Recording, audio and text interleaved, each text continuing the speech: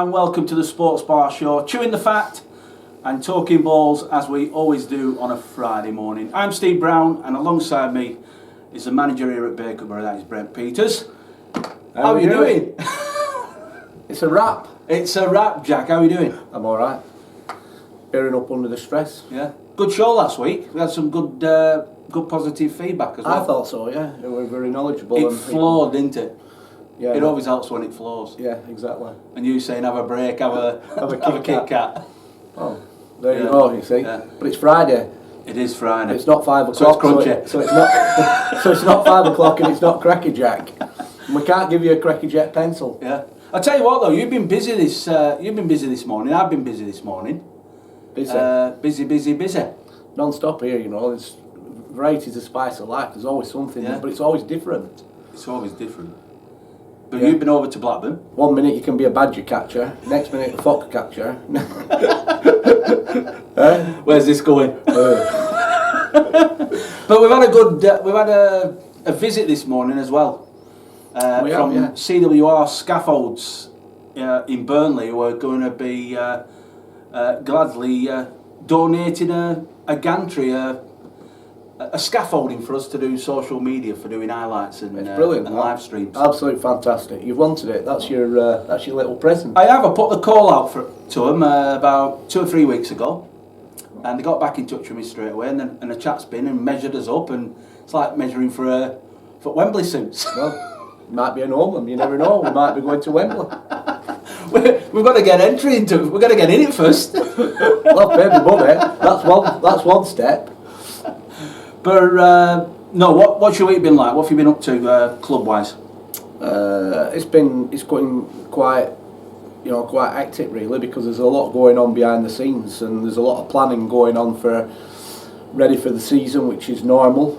I mean, it seems a bit strange really, because now you're coming to the climax of a football season. Normally you would be. Yeah. But as you know, nobody's been playing, and but everything's strange, and we're just letting the lads just come in and get back to playing football. Obviously trying to keep them as organised as we can, but nothing serious. Although we do want to win games of football, but nothing serious on that front. No. The seriousness will start at the back end of May. When they're in properly, ready for hitting the ground running for a new season, which will commence on Saturday the 31st of July. Because I know we've had a couple of friendly games. We had Steve Wilkes was here last weekend with Northwich Vicks. Excellent run out for the lads, and always a competitive game with Wilkes. Well, it was good, and it was great to see Steve. Because look, we've been in football a long time, and we've crossed swords over many years. At different clubs. I mean, Steve's been involved with Darwin and Padiham, Runcorn, Linnets, and obviously now he's with Northwich Victoria. But he's a we've both been in the game a long time, and we've lost horns in that time. But he's a person that has grown to be like football does, brings people together. Yeah. And he's grown to be a friend. But we don't see a friend from a distance, if you know what I mean, because he does his thing, I do my thing, and we don't. And occasionally you come together. Usually it's through football matches. Yeah, exactly. So it was great to see him. And it was a great game of, it served us a good purpose. We tried a different shape in the first half, and I wanted to do it. I knew Steve, no matter what side Steve brings, he'll always have good quality players in his domain. Yeah. And Saturday was no exception. He was like us. He probably wasn't at full strength.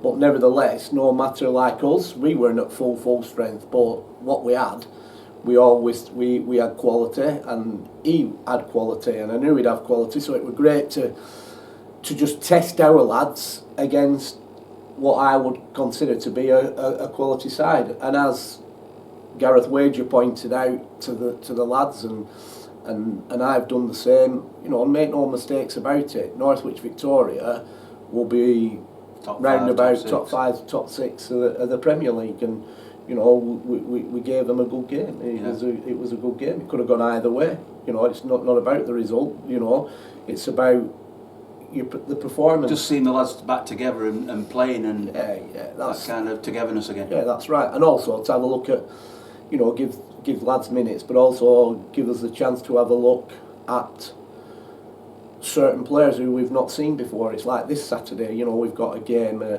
again, and it'll give us chance. There's a couple of lads, hopefully there'll be a couple of lads involved that we've not seen before, and so we need to have a look at them, and we'll just throw them in that game and see how they go. That's the 3 o'clock kick-off. The beer garden is open again for business, and right, let me tell you strictly, the beer garden is a beer garden, and as per the law of the land, we're entitled to open the beer garden with COVID measures. The COVID measures are when you enter the stadium, right, no fans can go in the stadium, but you can go into the beer garden. But you've still got to do the track and trace. So basically, you've got to go to scan your phones on the, well, you had the table outside. But you've also there's a table there, and you've got to enter your name and address and your details as you enter the facility. But go in the beer garden. Equally, if you want to drink, you're entitled to walk into the clubhouse through the one-way system, but you must have a mask on while you're getting served, and then you come back out and go back into the beer garden. Now, as long as people adhere to that, and we're not breaking no COVID rules, then we're happy to continue doing that. Yeah. I can't be no fairer or straighter than that. But there's a game tomorrow, and it's 3 o'clock kick-off. Correct. Excellent. A few talking points. One of the big talking points, Brent, and we're taking part in this because we fully support it. The social media boycott, which we are part of with thousands of other clubs up and down the land this weekend. Yeah, I mean, like everybody, we've got to, we're no different than anybody else. We've got to support it. Yeah. It's just like a force of habit sometimes, isn't it? You pick your phone up and you've just got to control. You've just got to control your fingers and read. Well, I do, because obviously it's Bacup Borough. I know you're the head of media, but I've got access to that. Yeah, so you've got access, but you don't have your own. You don't have an individual account. I don't have an individual account. So, like, sometimes if I see something that but people have got to know. They know when it's you typing. Well, but do they? Because last night. You put something up which were a cracking post about Avro. Yeah, brilliant. What I've seen over there. Yeah, they've done brilliant. But you put something up and they're coming back and saying, cheers, Brent. Yeah, cheers, Brent. and I were getting the credit for it. But that's all right. But I put it right. I put it right and made sure they were fully aware it was you. Yeah, you're saying I like a beer. Oh, you do like a beer. You're a honey monster. I should have said a beer monster. You love a beer, especially on a Friday. I do like a beer on a Friday. I don't speak to you after 7 o'clock. It's just I'm thinking, blinking, eh? Yeah, won't be able to do that tonight. But no, we are taking part in that, the against abuse and discrimination, because I think it's definitely an important subject. Well, we said a few weeks ago, on this show, I said that there needs to be signal. Doing it individually isn't going to go anywhere. It's not going to just ban it. I actually said that the stars, whether it be film stars or whether it be football stars or anything, they should ban and come off and collectively ban their own account. So I kind of get what they're doing on this with the club, but I'm not just. I mean, yeah, let's see what happens. It is sending a message out. But what I'm trying to say is, I still think and believe a Bacup Borough, an Avro, and a Prestwich Hayes or a Nelson or anybody else putting details on a social media site to say that they've got a game on Saturday. That's not going to cut much. That's not going to cut exactly. But if somebody like Marcus Rashford bans his media account. It's a PR company. Right, yeah, exactly. If he bans his media account, if other players ban their media accounts, that is where it will hit home. Yeah. Because that is, let's be honest, I might be wrong in what I'm saying here. I don't think it's the club's social media accounts that's being attacked by these nonsense keyboard warriors. I don't think it is. I think it's the individual players or celebrity accounts that they're targeting. So for them to, if they're targeting them personally, then to me, as a collective, they should remove their so that they haven't got access. I know that it's like, you know, Kicking Out have got involved in this against racism, but it's not just racism. It's abuse in general to celebrities and well-known personalities on social media. Well, I agree, but the world's going crazy sometimes. So, I mean, I have this even in football, in terms of when you read even before anybody's in trouble with the powers that be, if you read the rules before a football season, in terms of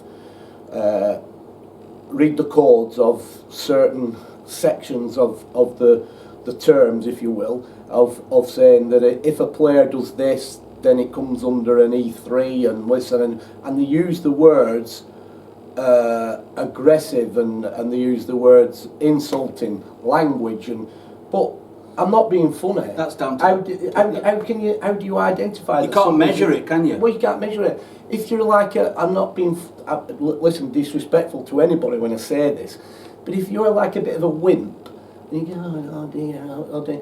Well, that's not being aggressive. No. But if you've got like a bit of like I have, you know, a strength in my voice, and you raise it up a step or two, they class that as being aggressive. Me speaking on here now is being probably more aggressive than the wimp that'll come. Hey, hello, Steve. How are you this morning? Yeah, it's down to the individual how they perceive. Well, exactly. Because a lot of it could be just banter. Well, yeah, it could. But what's aggressive? Like I said, aggressive. But how do you measure? How do you measure it? What's aggressive? What's insulting? I mean, I'm not being funny here. I was losing my hair at 18, and I was getting called your bald so-and-so. Is that not insulting? Snap. Exactly. You know, it's not insulting, but we've just got on with life. We've just got on with it. But when it starts coming insulting and when it's racial, then it is a problem, massive problem. Yeah, that's offensive. Oh, that's offensive. We said we didn't want the dog barking, but it just shows that we are live.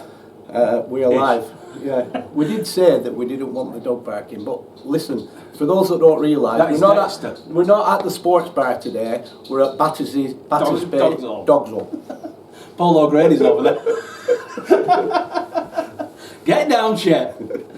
Yeah, so we are supporting it, but we will be back online. I think is it Tuesday?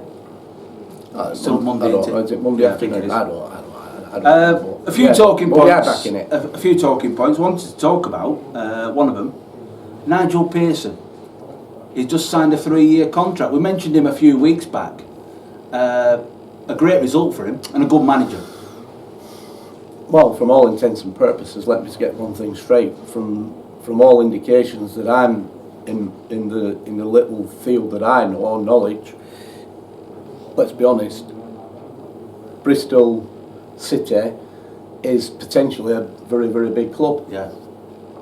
And well, it's got a massive fan base. Yeah. Being a city. And equally, from all intents and purposes, the infrastructure and everything about the club seems like they're geared up to go places. You know, the training facilities are, supposedly, like kind of second to none. So, and to take somebody in like Nigel Pearson, who's got vast experience, and in my opinion, he's a top. Not only is he a top manager, he's a genuine top person. He's a very, he's a really good person. So he's been rewarded with a 3-year contract. So don't be surprised. I mean, okay, they're about 18th, 17th or 18th, I think they are in the championship this season. But when he's got like a close season to recruit and then obviously work with the players and don't forget as well, like our previous guest is also there, who we've had on. which is Paul Simpson. Yeah. He's there as Right, yeah. as one of the head coaches.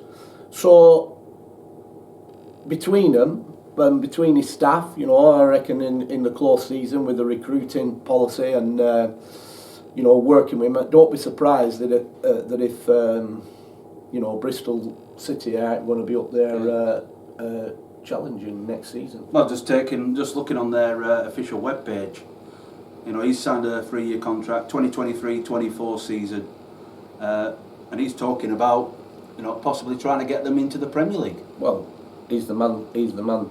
So if he's signed that contract, he must be getting backed. Well, I think he will do. Yeah. And that's where they want to be, back in the Premier League. So, and he's the man to take them back there. You know, so I think it's a great appointment. And let's be honest, you know, Bristol as an area, Bristol City, you know, as a city. I know. Unfortunately, there are other clubs suffered a relegation. I think that's been confirmed now, hasn't it? Bristol Rovers. Joy Barton. With Joy Barton. I mean, that was strange. I don't even know what happened at Fleetwood, because I thought he was doing reasonably well at Fleetwood. Yeah. Probably. There were a few things looming though, weren't there? I think. Were there? Well, looming. Is he in cotton trade? Looms. No. By all accounts, there were a couple of punches flying down at Doncaster one night. Well, I don't know. There's never a dull moment, is there, with Joy? But no. we weren't there to see it, so but it was a strange. I can't really comment on that. It? But I just thought getting moved on, or what happened at Fleetwood, I don't know. But the fact of the matter is, unfortunately, he couldn't keep Bristol Rovers up. But Bristol as a city, you know, it's a lovely part of the world. West Country, and you know, like I said, Nigel Pearson, I think, is a great appointment. 3 years, and who's to say that they won't be knocking on the door to the Premier League at this time next season? Yeah, gives him. I wish him all the best anyway. Yeah, definitely. Manchester United, your team. We spoke about it. An emphatic 6-2 win in the end against Roma. Listen, let's break this down. First half, I thought Man United were dreadful. Seriously dreadful. You know, they were, I mean, it's pedestrian, they're walking, it's like they stand still, they're looking for a pass, there's no zip about them, there's no tempo about them. There's no intensity. This was in the first half, and I'm so frustrated. And you know, and the goals, even from getting the nose in front, the game wasn't played at and there's some of the mistakes that were being made, you know, for what we class as you know, as one of the top clubs. It was just so frustrating. But it just shows you what football can be like, and it just shows you that you've got to don't let your fingers do the talking and start going onto social media and bleating out, because you can come back to bite your bum. Yeah. Because in the second half... Be red face, can't you? Well, yeah, exactly. And in the second half, you know, some of the football, I've got to say this, some of the football that they played in the second half was unbelievable. I mean, that pass to Mason Greenwood from Cavani, out of this world. For when Greenwood scored, out of this world, that pass. I mean, some of the football that they played in that second half was unbelievable. But you know what? And you know something that went through my mind, and I'm a Man United, massive, love Man United. I've been brought up with Man United, represented Wolf McGuinness on his testimonial committee.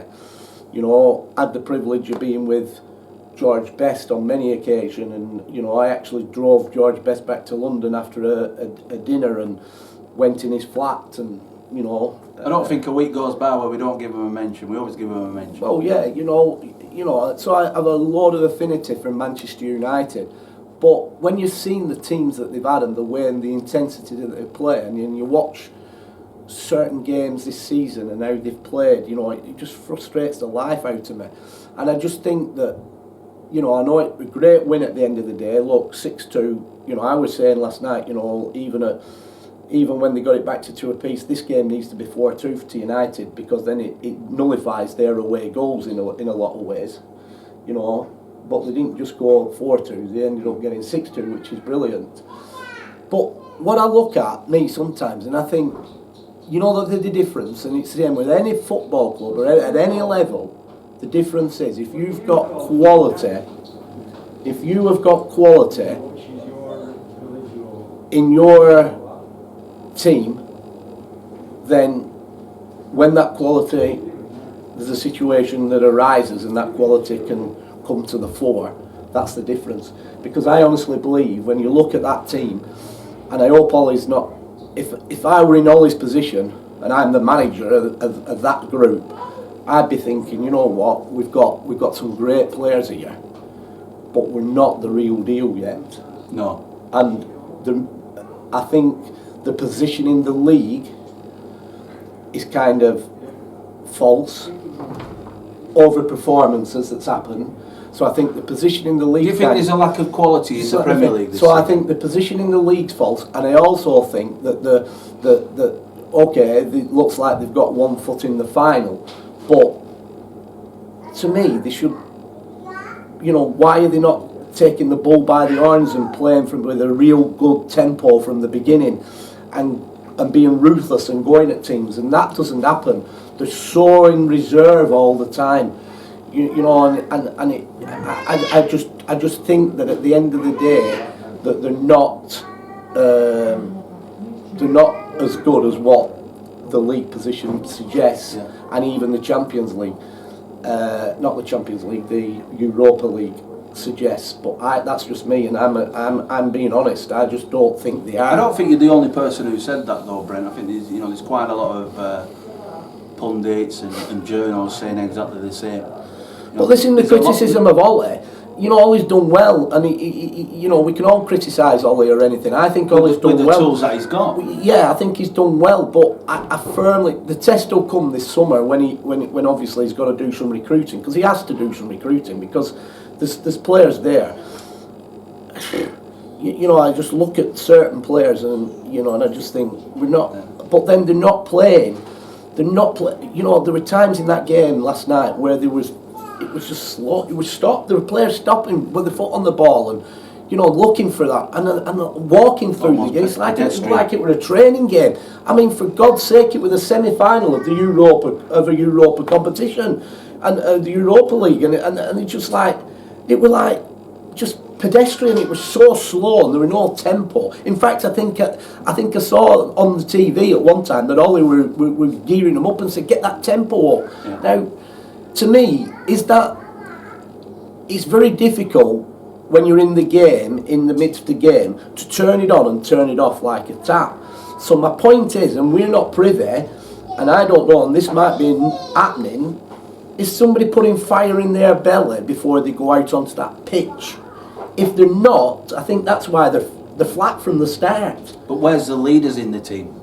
But I don't think it's... Because sometimes that ignition can come from I get the leaders. leaders. I mean, it only needs one strong challenger or whatever. I get that. But what I'm saying is, a team. I've been involved in it. Look, I were at Doncaster Rovers, and the manager at Doncaster Rovers was an absolute. He's probably the best coach that I've been around, worked with, seen in action, and everything. A nice man. But when it come to like putting fire in the belly for that team to go out onto the park, it never happened. No. It was just saying, right, you know what to do, boys, go out there. And I don't think, when you've got a Neil Warnock stood in front of you and you're going, come on lads, you get in there. You're going to die for 3 points. You're going to die for 3 points. You know what we've got to do? You win all your personal battles and you're really firing them up. It's stoking the fire. Yeah. So they go outside and they go out on that pitch and they fire accountability. Exactly. But I could be wrong because I'm not privy to being in the changing room, but I can only go off if that's the way that they go out the changing room, with fire in the belly. They'd start with fire in the belly and they'd take the game to the opposition and they'd play rather than bring the game after half time. Exactly, and probably that's when they've had the fire in the belly, because they've had a bollocking at half time and sorted their heads out, so then they've come out with a rocket up the backside. Yeah. I don't know, but that's only my opinion. No, but anyway, they're going to the second leg now. You would think, it was home and dry now. They should take. Well, that worries me a little bit as well, and I'm hoping that because they don't take the fuss off the gas. Listen, it worries me because stranger things have happened. I mean, it only needs them to score. Listen, what is it? 4 goals. So if they score, it's not surmounting for a team to. So if they've got nothing to lose, and United, you've seen how they defended sometimes last night. So I don't think it is. Well, if they throw the kitchen sink at United, you just never know, do you? Listen, they've got a comfortable lead now. That's all I'll say. It's great. And Roma have nothing to lose. Roma have nothing to lose. So I don't know. I'm saying it's not over till the fat lady sings. That's just my opinion. Yeah. Any other talking points that have caught your attention this week? Looking through social media, as we often do. Well, not really. Something that caught my eye, I think, a little bit this morning was on Google, actually, on a Google story, and it was going through.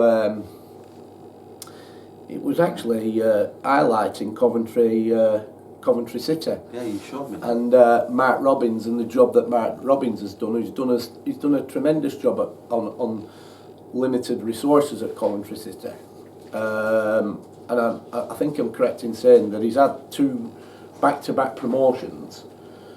And really, if you analyse it and analyse that he's had 2 back-to-back promotions, and you analyse the season that they've had this season, that he's actually been fighting to hold their own in the Championship, which is no mean feat. With a limited budget. With a limited budget, with loan players in, and young team. They are a young team, and they've got some excellent players. I've watched them on a couple of occasions, because as you know, Matty James has went down there in I think in January in the transfer window on loan from Leicester. Yeah, because he was at Barnsley, and he went back to back to Leicester, but he went straight to Coventry. Now we're looking at it with interest because it was saying the potential players that Mark Robbins could have next season at his disposal. Obviously, Matty James were mentioned in it, but that doesn't surprise me. Listen. No.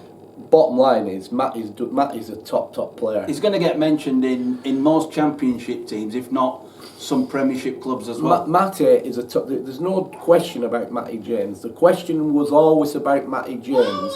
The kid has suffered so cruelly, suffered horrendous injuries. He's had that ACL, and then it's been one thing after another, and he's not been able to get any continuity. And it was important that all got put behind him, and he managed, and he could have a run of games. And that's what's happened now. He could have stayed at Leicester, there's no problem, but he wouldn't have been limited to games. So he's gone out and he's proved, and the one thing that he needed to prove, not to the footballing world out there, he needed to prove it to himself that he could get through games and he was injury free, and he wasn't having all the. And he could still take a battering and still get up. Yeah, exactly, and that's what he's done. I mean, it's no surprise, like you say, he's been at Barnsley. They loved him, and he's then gone on to Coventry. And I know for a fact that whilst he's been at Coventry, he's captained the side at Coventry. But I also know that they played Nigel Pearson's Bristol City, and they beat Bristol's. I think they beat him, or drew with him. I think they beat him. I think they beat Bristol City. They definitely didn't lose against them, but I think they beat them.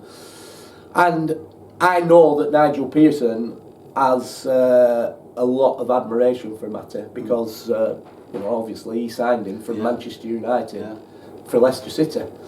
So the point I'm trying to make that could be interesting though, couldn't it? Because just thinking out aloud, Nigel Pearson's signed a new contract and there's money to spend.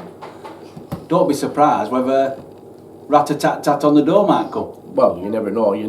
I mean, it could do. I mean, but I know... It's certainly be on the radar, won't it, if he's a former player? Yeah, well, he'd definitely be interested in Matty. Yeah. And I know other clubs will as well, so let's not rule anything out there. I know that. But what was interesting, and that's story what I'm coming to, is not really Matty, was the fact on Coventry's write-up and potential players for next season, guess who was on it? Reese was on it. Reese was on it. Reese, and as we know, Reese is his brother. Yeah. He's coming flying. He's at Doncaster in his contract. Now I know his contract's he's up this summer. He's up this summer. Now I know for a fact that Doncaster are massively keen to put another deal on. But this COVID, we were talking about it before. We'll come back to it, but the COVID situation has caused many problems for a lot of clubs with contracts and players. Well, it has, because it's allowed players. It's allowed players to go on the radar. What normally would happen, players wouldn't, if they were dead keen on keeping them, the offers would be on the table, and they'd be pushing them to sign new offers before their contract run out. You know, something that we've done here at Bacup Borough. Yeah, you know, been doing this last week. Yeah, I've done it, and I'm pleased to say that they've all accepted all the new deals, which is good. The difficulties with the COVID situation in the Football League, and especially like at the minute, even at Doncaster Rovers, they've not got a manager. So the difficulty is, whilst there's contracts, they're asking players to sign contracts now. There's two things. One is, a few weeks ago they didn't know what division they were going to be in. So why would a player that's ambitious want to sign a contract when they didn't know whether they were going to be, I mean, don't forget, a few weeks ago Doncaster were challenging were up there in the playoffs. Yeah. Wheels came off when Darren. The wheels came off when a little bit when Darren Moore's gone.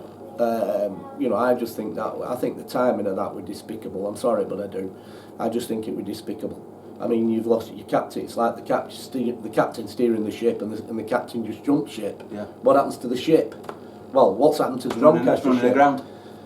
What's happened to the Doncaster? And that's nothing. No disrespect to the Butler who's took over. He's done as good as he just can. Makes a club fragile. Exactly. So the simple fact is, when they was in the playoffs, why would a player, what I'm saying on the peripheral, sign a new contract because are they going to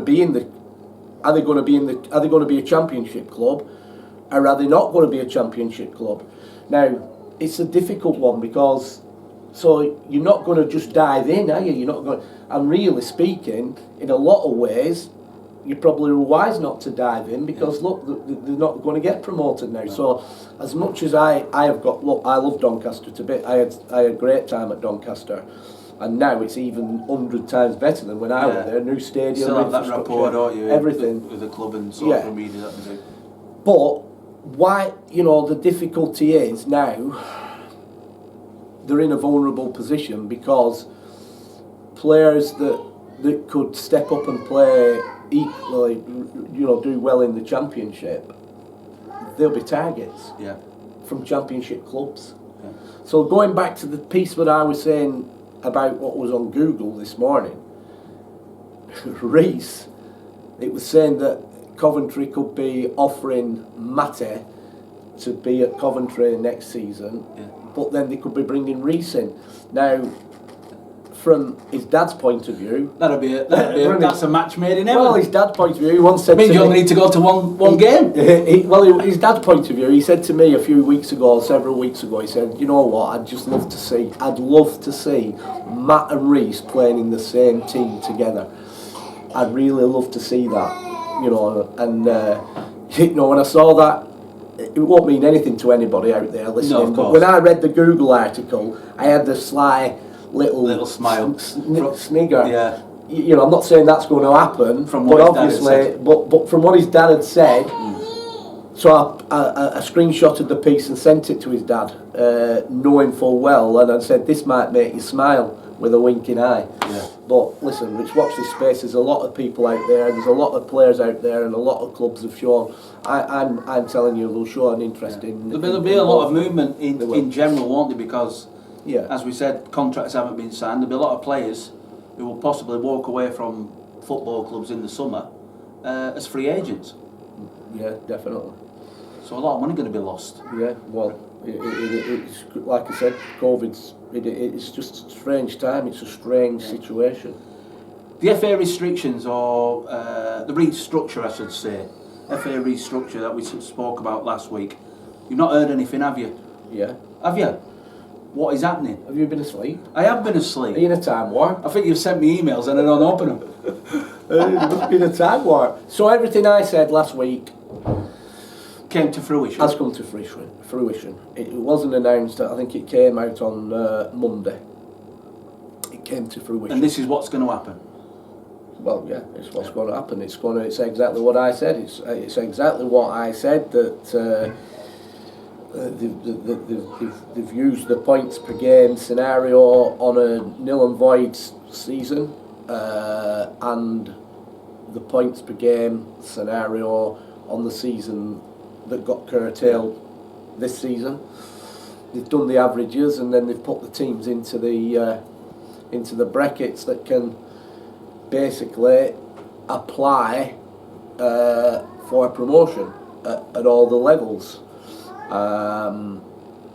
But like I said on the show, it doesn't just stop there. If you say, oh yeah, we'll jump at promotion, there's a lot of hoops they've still got to go through. They've got to look at your infrastructure of the club, your finances, your ground grading, and make sure your ground grading's right. You've got to have the requirements there.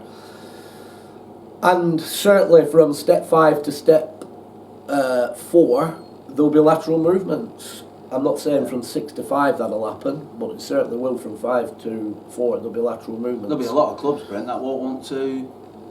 But I'm still convinced, equally, that the FA have got and sanctioned this off. I am still convinced. Don't be too surprised if there is not strong letters, fights, litigation, people appealing, going to the FA. I've got to say that although I'm dead against it, I'm not wasting my time with him anymore. They're just still on to themselves. That's just my opinion.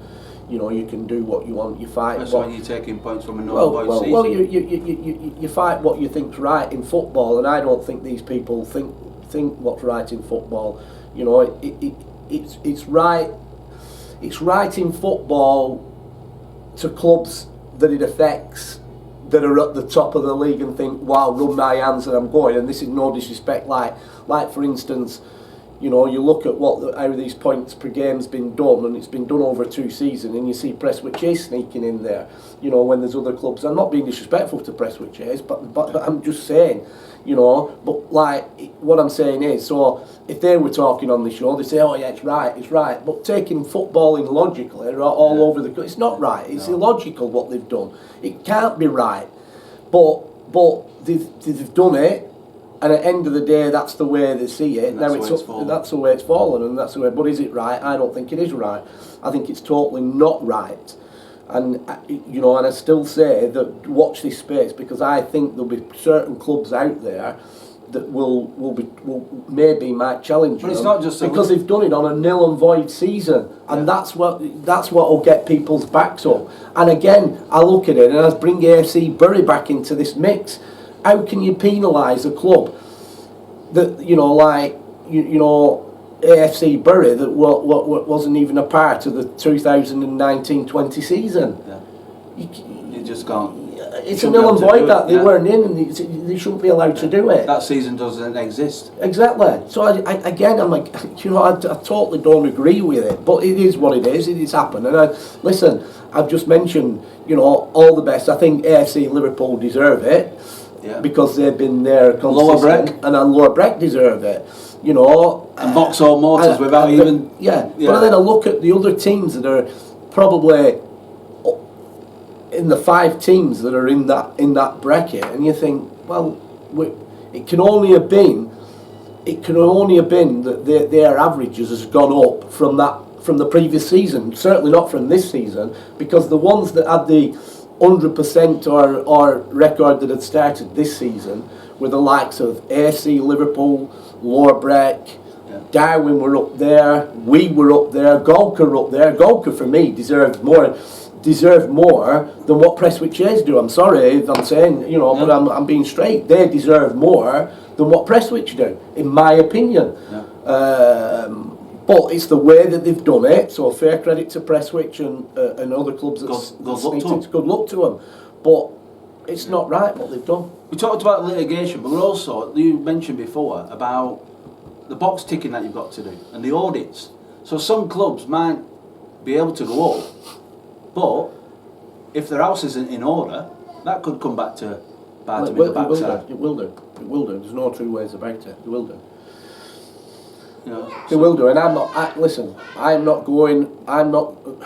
I've said it right from the outset. If we backtrack right from the way that COVID, when we were on this show, right at the very beginning, and just to put the lads at Avro, my friend Paul, right, correct. Hey, it's his birthday today. Oh, is it? Yeah. Oh, happy birthday, Paul. Yeah, happy birthday. Happy birthday. But just to put him, because he said, like, wink, wink, that we were pushing for a no, we weren't pushing for a null and void season. What we said were the season should never start. That's what you said. That's what I said. It should never start because we knew there was going to be not one spike, but two. Correct. So we should never have started. We did start, and I'm sorry to say, well, I'm not sorry to say, but I'm telling you straight, we got it right. And it cost a lot of clubs. It cost a lot of, exactly. We got it right. We knew there were going to be disruptions. We knew that we knew that it wouldn't be finalised, and that's exactly what's happened. So we were right. Another thing that I said at that time, and I'm going to say it again: football clubs at this level and above should, right, be run as a business, because given all what needs to go into running a football club in the National League system, right? The finances, the health and safety, everything that incorporated, right? It has to be run as a business. The days of a local community football club that's a town team have long gone. You've got to be running it as a business, and I have got to question that there is a lot of clubs out there, I'm not just talking North West Counties League, but all over, that are not run as business. There's still the clubs that are running on the basis of being the local, just the local parish club and community centre, and running it like that, and you cannot sustain it. So I think that's where people will catch a cold, because if one of them clubs are run like that and they're on the peripheral of promotion, and the auditor comes in, and they're just going to get blown out. They're going to say, "Where's your books?" Yeah, exactly. It's not going to happen. So there's a look. It's going to be interesting. All I'll say is those clubs that have got up and have got in because the FA have given them a leg up on this restructure. Good luck to them. Yeah, definitely. Yeah, I know I've signalled. Press, and I have nothing against it. I'm just saying good luck to him. Yeah. I'm saying good luck, but I'm just saying in principle, I just don't think it on the all over. It is not right. It's illogical for me. It's totally illogical. But there's a lot of things that the FA do or don't do that we spoke about that is illogical. Yeah. I don't think anyone really knows what they're getting up to. I think that's it. Unless you've got something else that you'd like to say, apart from the game tomorrow and the beer garden's open, and you've got to make sure that you sign that book, Track and Trace. Yeah. Otherwise we'll get a slap wrist. Yeah, and we don't want to be going in another lockdown. We've got to make sure we stick to the rules, because we don't want another lockdown. No. Right, we want to make sure that we're planning this season, close season, for a new season that we can plain sail and get through. Yeah. Because, you know what? We're not out of the woods yet with this. No, I don't care. I mean, we got a player that, although he's had he couldn't turn up last week because a lad he'd been working with had all the symptoms and proved positive. So he's had to isolate, but he's had the test and it's negative, so he's free. But what I'm saying is, those people who think we're out of the woods, we're not out of the woods yet. Not at all. So let's do things correct. Buy the book. Yeah, 3 o'clock kick-off, beer garden's open, get down, enjoy your beer, and thank you to CWR. Thank you to CWR, and a happy birthday to you, Mr. Armstrong. There you go. See you later. See you later, folks.